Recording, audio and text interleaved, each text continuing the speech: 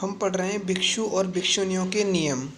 देखो हमारे जितने भी हमारे जो नियम रहे हैं आज के समय में और उस समय में काफ़ी अंतर बताए गए हैं। जैसे कि जब कोई भिक्षु एक जैसे एक कंबल या एक गलीचा गलीचा पहले के समय में अपने कोई नियम रहे होंगे या उनके उदाहरण रहे होंगे। काफ़ी उनका यह मानना था कि उनको अगर आप बनाए जाते हो कम से कम 6 वर्ष तक उनकी देख रेख करनी होगी। आपको कम से कम 6 वर्ष तक उन दोनों को उनकी देख रेख करनी होगी। इतने अवधि मतलब होता है इतने समय तक। फिर बिना भिक्षुओं की अनुमति के एक नया वो एक कंबल या गलीचा मतलब कि वो एक बना नहीं सकते थे बिल्कुल भी। ये उतना इम्पोर्टेंट क्वेश्चन नहीं है। उसके बाद में हम सारे इम्पोर्टेंट क्वेश्चन पे चलते हैं। यहाँ पर ये देखिए बुद्ध के जीवन काल में जो बुद्ध थे हमारे बुद्ध के जीवन काल में और उनकी मृत्यु के बाद भी बुद्ध धर्म तेज़ी से फैला था। जैसे कि बुद्ध जी मरने के उनकी मृत्यु हो जाने के बाद में जब तक देखो जीते जी इनके जितने भी उनके धर्म थे वो तो चलो फैले ही थे, लेकिन उनके मरने के बाद में इतनी ज़ोर शोर से उनके धर्म थे, जो किताबें उनके ग्रंथ जो उन्होंने लिखी थी, उनकी मृत्यु होने के पश्चात लोगों को समझ में आने लगा कि हाँ कि बुद्ध काफ़ी अच्छे थे और काफ़ी सचेत थे और काफ़ी सही कहते थे वो हमारे बारे में। तो उस धर्म को उन्होंने लुम्बिनी ने उनकी मृत्यु हुई थी, लुम्बिनी से लेकर उस राज्य से अनेकों राज्यों और देशों में इतनी ज़ोर शोर से उन्होंने अपने धर्म का प्रचार प्रसार किया। समाज में, अर्थव्यवस्था में, समाज में बदलाव किस किस तरह से आ सकते हैं। आखिर जो बुद्ध थे उनकी शिक्षा में जन्म के आधार पर श्रेष्ठ मतलब होता है उच्च, सबसे ऊंचा, कैसे किया जा सकता है। जिस तरह से अच्छे आचरण के व्यवहार मूल्यों को महत्व दिया गया था कि अच्छा काम ये भी हो सकता है, अच्छा काम ये भी हो सकता है, ऐसा करोगे तो अच्छा काम ये भी हो सकता है। इसके आधार पर अब हम पढ़ रहे हैं स्तूप। देखो स्तूप क्या होते हैं और स्तूप से क्या प्रयोजन है। हमने देखा है कि बुद्ध धर्म जो बुद्ध है आपका, ये धर्म का आपका प्रचार प्रसार कैसे कर सकते हैं, उसके आदर्श क्या रहे होंगे। आदर्श होता है जिस भी चीज़ के बारे में अपनी ज्ञान देते हैं, उसके समझदारी से उसको सिखाते हैं। जैसे कि व्यवहार, जैसे हम जाते हैं किसी घर, उनको नमस्ते और प्रणाम करते हैं।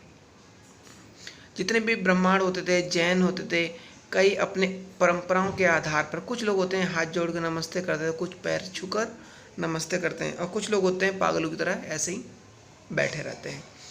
तर्क वितर्क, वार्तालाप करना जोर शोर से, प्रक्रियाओं के उभरे, जो प्रक्रिया जितनी भी होती हैं कभी कभी उसमें उभार आता है। बात करते करते बोलते हैं ना कभी कभी कि बातों बातों में हंसी मजाक में बहस चालू हो जाती है। परंपराओं के जो भी होती है उसकी परंपरा रीति रिवाज रही होंगी, उनके विचार और आचार ग्रंथ में नहीं लिखे गए। उनके आचार विचार उनके ग्रंथ में नहीं लिखे गए कोई कि मैं बातें करूँगा तो मैं लड़ाई कर लूँगा उससे, ऐसा होगा तो ऐसा हो जाएगा, ऐसा वहाँ पर कुछ नहीं बताया गया। चाहे आपके पवित्र स्थान हो, चाहे आपके ग्रंथ हो, ऐसा वहाँ पर इन सब चीज़ों का कोई उदाहरण नहीं दिया गया। जैसे कि यहाँ पर लिखा हुआ है लुम्बिनी में उनका जन्म हुआ था बुद्ध जी का। जैसे कि अब आपसे कहें कि स्तूप क्यों बनाए जाते हैं। एक नई जगह एक पवित्र स्थान था। कहाँ पर? यहाँ पर बुद्ध जी के स्तूप का मतलब होता है कुछ चीज़ें वहाँ पर पाए जाना। जैसे कि लाठी, डंडे, या सर की कोई पगड़ी हुई या डंडे हुई बनाने की जो जितनी वहाँ की जो परंपरा रही है वो काफ़ी पहले से रही है। धर्म से जुड़े गए चौकी जिनमें से अवशेष रहते थे, यहाँ अवशेष बच जाते थे ना, डंडे बंडे ये सब वहाँ पर छोड़ जाते थे या पूजा कर देते थे तो मंदिर बन जाता था, ये सारी चीज़ें, तो उनको अवशेष बोलते हैं। पवित्र स्थान माना जाता है। यहाँ पर बैठते हैं ना कि भगवान जी यहाँ पर बैठे थे, यहाँ पर मूर्ति बनवा दो, एक पवित्र स्थान हुआ। उनके ये सब जीते जी नहीं हुआ, इनके मरने के बाद में उस जगह को वो पवित्र स्थान मानने लगे। और जितने भी लोग थे वो बुद्ध जी को समझते थे कि जी हमारी नैया को जीवन के पार ले जाएंगे, नदी को पार कराएंगे, एक अच्छा मार्गदर्शन दिखाएंगे, एक अच्छा रास्ता दिखाएंगे। सांची और सारनाथ जैसी जगहों पर उन्होंने मधुर और पवित्र स्थान काफ़ी भव्य दर्शन दिए थे। सैकड़ों महिलाओं और पुरुषों ने दान के अभिलेखों में अपना नाम बताया। कभी कभी वे अपने गांव या शहर का भी नाम बताते थे कि मैंने इतना दान दिया है। कभी कभी अपना पेश और रिश्तेदारों के नाम पर भी बताते थे। वे इमारतों को बनाने में भिक्षु और भिक्षुनियों ने भी दान दिया था। आखिर बड़ी बड़ी इमारतें बनाते थे। देखो, दान देने का मतलब ये नहीं है कि पैसे ही देना हो। दान देने का मतलब ये नहीं है कि किसी को पैसे ही देना। दान देने का मतलब ये होता है किसी का सहयोग करना। किसी का घर बन रहा है तो उसे की 2-4 दिन हेल्प कर देना, ईंटें तुड़वा देना, ईंटें पहुंचवा देना, मसाला बनवा लेना, या किसी को बताना, गाइड करना, ऐसे नहीं ऐसे बनाओ, तो ये भी एक दान ही होता है। स्तूप की संरचना, आखिर उसकी संरचना किस किस थी? उसकी संरचना थी संस्कृति और टीला के नाम से। संस्कृति और टीले के नाम से एक गोलार्ध के लिए मिट्टी के टीले से बनी हुई थी, जिसके बाद में वह अंडाकार कहा जाने लगा। क्योंकि जितनी भी जो हमारी खोजें जो पाई गई हैं, सबसे पहले देखा जाए तो अंग्रेजी एक व्यक्ति था, वो 1796 में स्थानीय राजा को जो मंदिर बनवाया था, कहाँ पर ये पता, अमरावती में। अमरावती के स्तूप में अवशेष मिले गए थे। वहाँ पर उनके जो पत्थर होते हैं ना, पत्थरों के इस्तेमाल करने का जो निश्चय किया था। निश्चय मतलब कि हम कहते हैं ना कि नहीं ये नहीं, 2-4 तरह के पत्थर होते हैं, नहीं ये नहीं, ये लगाओ, यही राजा ने निश्चय किया है। जैसे कि लाल किला हुआ, लाल बलुआ पत्थर से बनाया हुआ है ये, इस तरह से। वहाँ के एक अंग्रेज का जो नाम है कलिन मैकेंजी नामक एक अंग्रेज जो अधिकारी हुआ करते थे, उनकी देख रेख में सारा ये चित्रण किया गया है। मूर्ति कला हुई या चित्रकला हुई या चित्र वहाँ पर लाने हुए, बनाने हुए किसी राजा के, ये सारी चीज़ें। 1854 में गुंटूर आंध्र प्रदेश के कमिश्नर ने अमरावती की यात्रा की थी। क्योंकि यात्रा करने के बाद में उन्होंने अनेकों प्रकार के मूर्तियाँ और पत्थर जमा किए थे। वह मद्रास ले गए थे क्योंकि उनको काफ़ी पसंद आए थे। एलियंट संगमरमर नाम से जाना जाता था। उन्होंने वह पश्चिमी तोरण द्वार को भी खोज निकाला। पश्चिम की साइड में, उत्तर की साइड में तोरण द्वार, घर की साइड में ऊपर लगा होता तोरण द्वार। डिजाइन शानदार स्तूप था, काफ़ी देखने दिखाने लायक। 1850 के दशक में अमरावती के उत्खनन में पत्थर अलग अलग जगहों पर ले जाने लगे, मतलब देखने दिखाने के लिए, ऐसा नहीं कि हमेशा के लिए, दिखाने के लिए। फिर वहीं पर उनको स्थापित कर देते थे उन सब चीज़ों को, पत्थर। और कुछ कलकत्ता में एसोसिएटिक सोसाइटी ऑफ बंगाल पहुँचे थे। मद्रास में इंडिया ऑफिस कुछ पत्थर वे लंदन तक पहुंच गए थे उनको देखने दिखाने के लिए। काफ़ी जगह जगह पर पत्थर पहुंचे थे। जितने वहाँ के जो अधिकारी थे उनको ले गए थे, हाँ देखो इस चीज़ की यहाँ पे चित्रकारी की है। काफ़ी देखो चित्रकारी, काफ़ी डिजाइनिंग काफ़ी अच्छे से यहाँ पर की गई है उन सब चीज़ों के बारे में। पत्थर में जो गड़ी, जो जितनी भी मूर्ति होती थी पत्थर में गड़ी होती थी, दबी होती थी, मतलब पत्थर के नीचे, जिससे वो हिल ना सके। घुमक्कड़, इन मूर्तियों को आखिर घुमक्कड़ क्यों कहा? घुमक्कड़ उनको इसलिए कहा था क्योंकि सब राजा इन मूर्तियों को अपने अपने देश में ले गए थे दिखाने में। काफ़ी अच्छी और काफ़ी सुंदर प्रतीत होती थी ये जितनी भी ये मूर्तियाँ हैं, इसलिए उनको घुमक्कड़ कहा जाता था। मूर्ति और अंश में फूस होते हैं ना, फूस, झोंपड़ी और पेड़ों वाले ग्रामीण जो दृश्य गांव के में देखो फूस मिट्टी के घर बनाए जाते थे। उस तरह काफ़ी अच्छी पहले की जो मूर्तिकार, उन्होंने काफ़ी जो सांची की जो मूर्ति कला थी उनकी गहरी और काफ़ी अच्छी बनाई गई थी।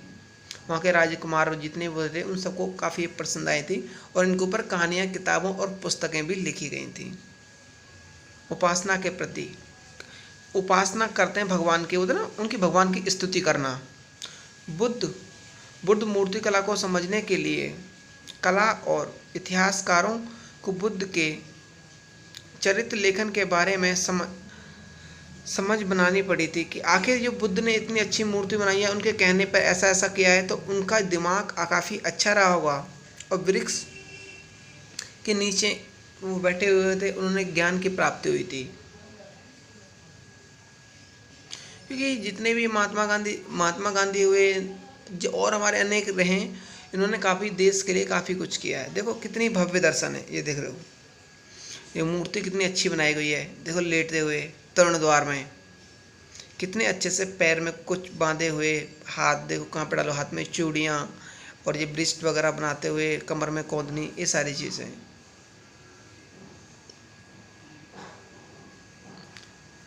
लोक परंपराएं, जितनी भी आपकी लोक परंपराएं थी वे सांची में, उत्कर्णी में बहुत ही वे अन्य और मूर्ति थी। जितनी भी मूर्ति थी काफ़ी सीधी सादी और काफ़ी अच्छी, काफ़ी सुंदर प्रतीत बनाई गई थी पहले के समय की बात है। ये तोरण द्वार के किनारे पर पेड़ के पकड़कर मूर्ति को झूलती हुई ऐसा प्रतीत होता है। वे शुरू में इसके बारे में अनेक लोगों ने इत्तेफाक समझा था कि अरे ऐसे भी मूर्ति बन सकती है। इतने अच्छे साहित्यकार एवं कलाकार एवं चित्रकार जो चित्र बनाते थे काफ़ी अच्छे थे, उन पर विश्वास किया, प्रार्थना और धारणा और बुद्ध धर्म को सांची के स्तूप की मूर्ति बनाई गई काफ़ी अच्छी प्रतीत होती थी। वहाँ की परंपराओं के उभरे हुए अनेकों प्रकार के चित्र बनाए गए थे। जानवर के कुछ खूबसूरत चित्र भी बनाए गए थे और कुछ घोड़े, बंदर आदि बैलों के भी जानवरों के चित्र बनाए गए थे इत्यादि। यहाँ पर इन सब चीज़ों के बारे में देखो, जितनी भी अभी नई नई परंपरा होती है, पहले के समय में इतनी परंपराएं ही होती थी, आज के समय में परंपरा जितनी होती है बढ़ा चढ़ा के दिखाई जाती हैं। लोग इतने पहले जागरूक नहीं थे, आज लोग जागरूक हैं। आज लोग सोच समझकर अच्छा बुरा क्या भला है क्या भला है, इन सब पर लोग सोच समझकर जवाब देता है या साइन करता है। पहले के लोग जहाँ मर्जी साइन करवा लो, उसकी ज़मीन हड़प लेते थे। आखिर विकसित होता है आपका धर्म में पूरी तरीके से जागरूक हो, विकास कर चुका हो, कोई इसमें अनपढ़ ना रह गया हो। परंपरावादी, आखिर यहाँ पर एक बात कही गई है, यहाँ पर एक शिव की मूर्ति पाई गई है हिंदू धर्म में, जिसमें से विष्णु जी की भी एक मूर्ति, एक प्रतिमा पाई गई है लेटे हुए, एक इसमें लेटे हुए। देखो यहाँ पर उनकी मूर्ति बनाई हुई, मैंने यहाँ पर देखी थी उनके बारे में।